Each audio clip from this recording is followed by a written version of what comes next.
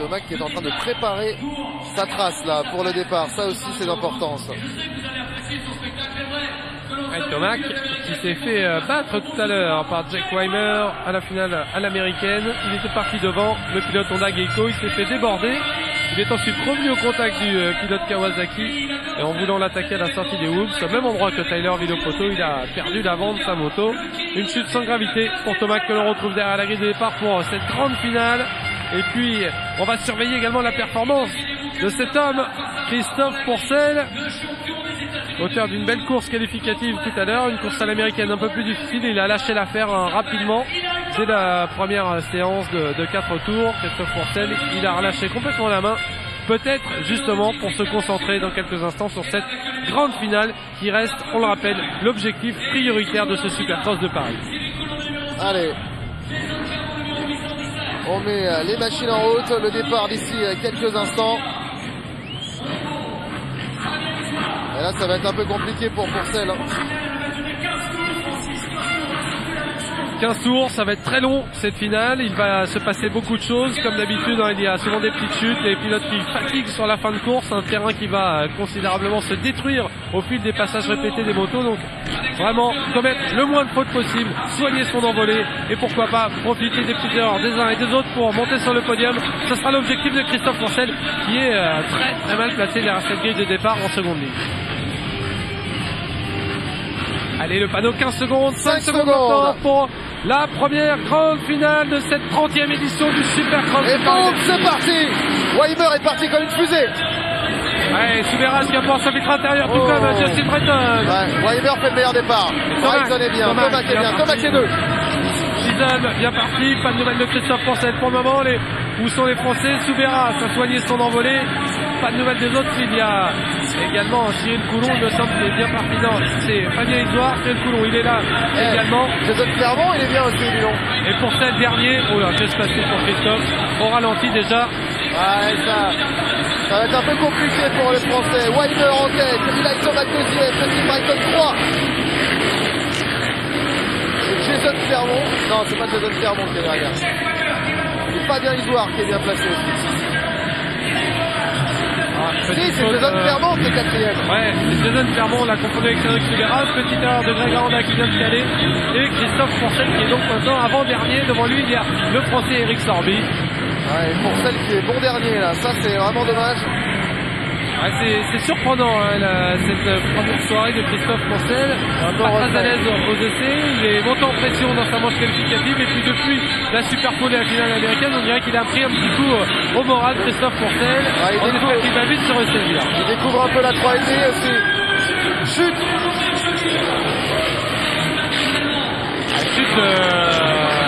Il y a souvent des chutes à la sortie des whoops. Ce serait pas Jason Clermont là qui serait parti à la faute. On n'a pas vu à l'image, en tout cas pas de problème pour les Américains puisque Weimer toujours devant Tomac et Breton.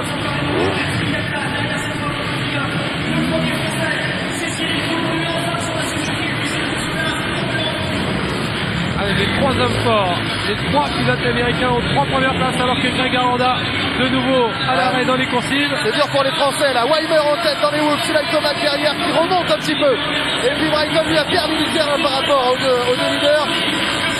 Il y a Greg Chisholm qui est en amical et puis attention à Cyril Coulon, le Français très rapide, Souberas. Effectivement, Jason Clermont qui n'apparaît plus là dans le classement et qui est tombé à la sortie des whoops tout à l'heure. Ouais, c'est le pilote Honda effectivement qui a chuté. Dommage, c'était quatrième. Le voilà qui repart, donc déjà pas de bobo, c'est le principal. Allez devant, l'explication à distance pour le moment entre Jack Weimer et Eli Tomac. Ces deux-là ne se sont pas lâchés depuis le début de la journée, que ce soit lors de la séance chronométrée de la Super Pole, la finale à l'américaine. C'est le duel attendu. Et voilà. Attention, Jack Weimer qui vient de se faire une chaleur dans les whoops. Il a eu chaud, mais il n'a pas perdu trop de temps quand même. Et Tomac est quand même revenu. Tomac a repris un petit peu de terrain. Greg Aranda est à l'arrêt pratiquement dans les whoops. C'est fini pour Greg Aranda.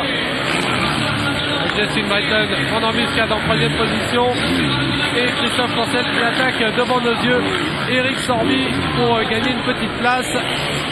Et Sorby qui réplique.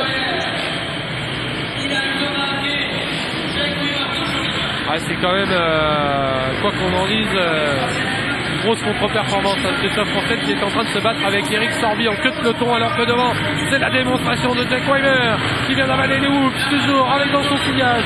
Tomac en seconde position, Breton troisième et Kyle Chisholm quatrième. 4 Américains aux 4 premières places. Ils sont venus, ils sont tous là. Derrière, on va retrouver Cyril Coulon et Cédric Souberas. Également Charles Lefrançois qui est bien placé. Et c'est Willan qui fait la moins bonne performance du plan américain.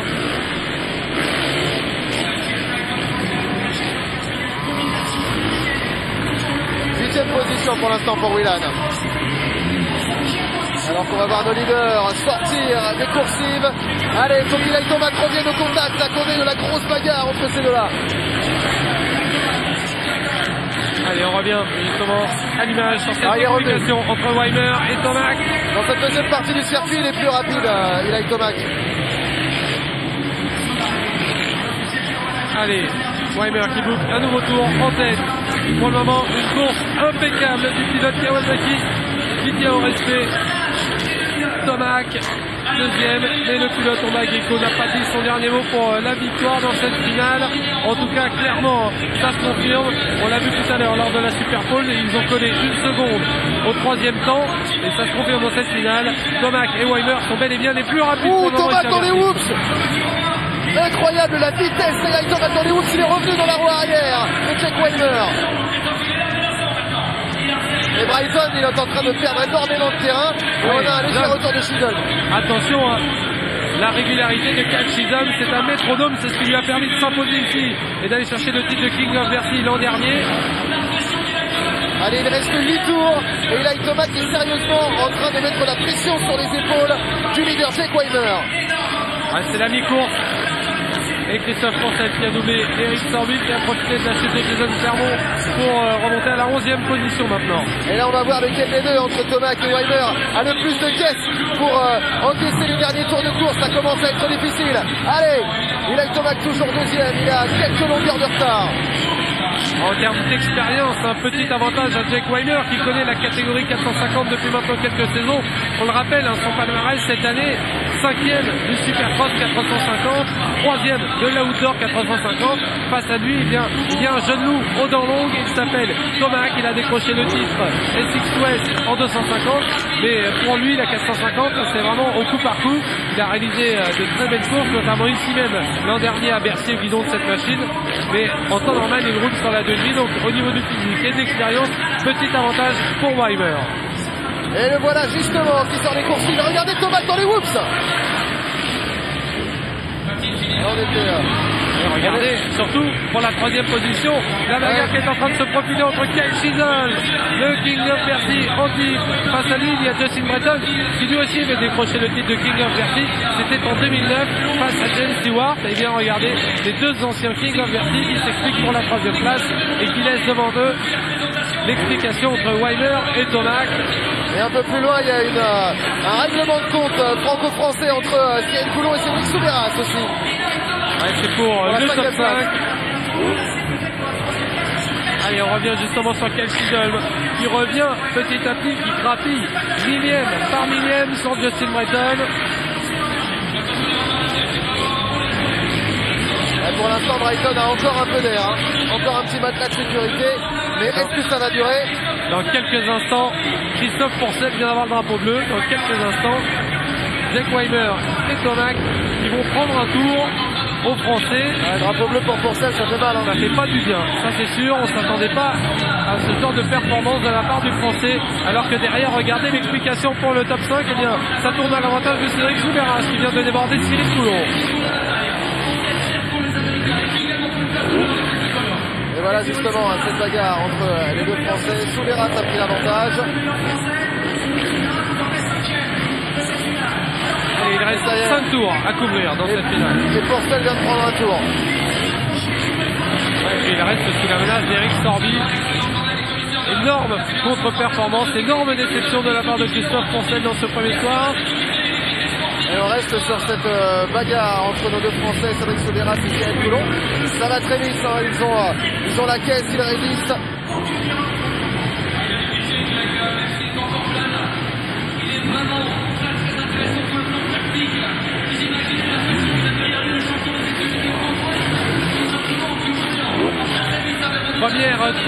finale de ce 30e Supercross de Paris-Bercy est toujours devant Weimer qui mène le bal devant Tomac, Breton 3e sous la menace de Chisholm, Souberas qui vient de déborder Coulon pour la 5e place et les deux Frenchies qui vont devoir se méfier du retour de Will Hahn 7e et le pilote Honda est en train de remonter. Et on a vu Tomac qui avait eu un peu chaud au bras là dans le passage des Whoops. Mais il reste toujours à égale distance, il y a quelques longueurs, mais c'est encore rattrapable, il reste 3 tours. Et surtout, Weimer ne doit pas commettre la moindre erreur maintenant. De son côté, Souberas a pris pas mal d'air face à Coulon qui commence à un peu galérer là, on voit dans les Whoops. Allez, les deux leaders qui sont au milieu maintenant des pilotes radar terre. Attention, bien joué de la part de Isoire qui s'est parfaitement écarté pour laisser Weimer et Tomac s'expliquer à la régulière, mais le pilote Kawasaki résiste parfaitement à la pression du pilote Honda pour le moment. Et pas d'erreur pour l'un comme pour l'autre depuis tout à l'heure. Les deux derniers tours sont entamés. Et puis les pilotes ont quasiment les mêmes trajectoires, donc ça va être très difficile pour Tomac de trouver l'ouverture, sauf erreur de Weimer.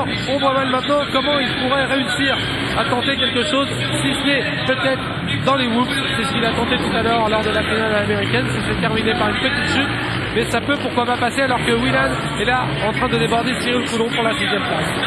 Et Cyril Coulon qui commence un petit peu à se balader de gauche à droite dans les Whoops. Allez, Tomac et Weimer sont passés. Weimer a toujours l'avantage. Et puis Weimer, regardez, qui a maintenant quelques mètres d'avance pour aborder ce dernier tour assez sereinement. Et c'est une victoire qui se profile à l'horizon pour Jack Weimer qui vient de rentrer dans son dernier tour. Ça paraît bien parti pour Weimer qui, on l'a vu depuis le début de la soirée, eh bien, est très solide, extrêmement rapide. Et là, on a vraiment les deux grands favoris des 3 soirées de Bercy 2012. Ouais, derrière Breton qui s'est mis à l'abri de Chisholm pour la 3e place. Et attention, c'est le dernier passage de Whoops. La dernière opportunité pour Tomac. On voit qu'il a forcé là pour... Il est revenu d'ailleurs. Mais est-ce que ce sera suffisant? Allez, peut-être là, quelque chose à l'intérieur. Oh là là, attention, c'est pas fini. Le bloc passe. C'est pas fini. Quelle erreur de Weimer. Attention, l'erreur de Tomac. C'est pas fini. Oh là là. Finish de dingue. Tomac avait réussi à trouver l'ouverture en profitant d'une petite erreur d'une intention de Weimer qui est allé à l'extérieur. Ça surprenant de voir un pilote d'un tel niveau commettre une telle erreur dans les derniers virages d'une course. Il avait ouvert la porte à Tomac, le pilote Honda en a profité, malheureusement il a fait une petite faute. Et Weimer qui avait mis du gros gaz à l'extérieur pour récupérer sa première place, qui triomphe donc dans cette première finale devant Tomac, Breton et Chisholm. Ah là, il l'a pas volé là, Weimer, cette victoire. Et c'est vrai que là, si Tomac avait pu passer dans ce dernier passage, ça aurait été extraordinaire. Il était pas loin et Weimer s'est bien rattrapé. Il s'est pas laissé faire. Et voilà, une très belle victoire bien méritée pour Jack Weimer. Très belle finale. Les pilotes américains qui ont répondu présents. Petite déception côté français avec la contre-performance de Christophe Poncel.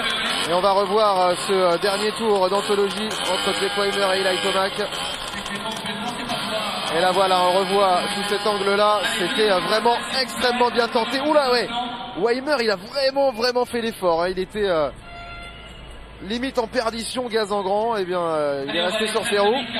Et voilà, c'est la victoire. Superbe explication. Quelle passe d'armes entre Weimer et Tomac. On découvre le classement final. Avec Weimer qui s'impose donc devant Tomac, Breton, Chisholm, Souberas, premier français, 5e devant Will Hahn, Coulon, Le François, Christophe Poncel finalement revenu à la 9e place après son départ catastrophique. Il était dernier.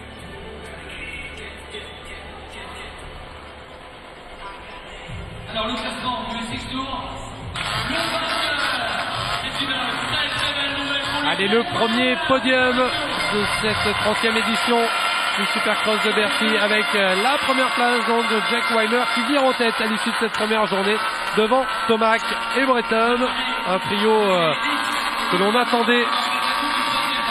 La hiérarchie n'a pas été bousculée dans cette première soirée, mais ça peut changer évidemment avec un circuit qui va évoluer au fil des 3 jours et puis des pilotes qui vont également monter en pression.